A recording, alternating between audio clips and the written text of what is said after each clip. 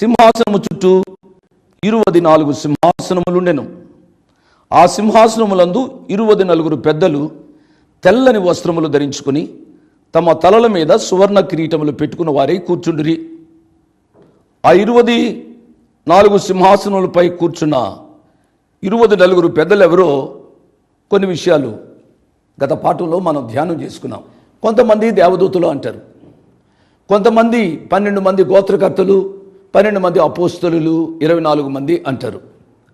ఈ 24 మంది ఎందుకు సింహాసనం మీద కూర్చున్నారు అనేది దావీదు రాజు కాలంలో జరిగే యాజకత్వాన్ని గురించి చెప్పాం.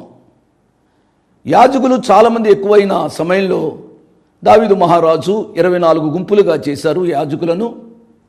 ఒక్కొక్క గుంపుకు ఒక్కొక్క నాయకుని పెట్టారు. ఆ నాయకుని పెద్ద అన్నారు, 24 పెద్దలు అయ్యారు. అది ఒక ఆలోచన.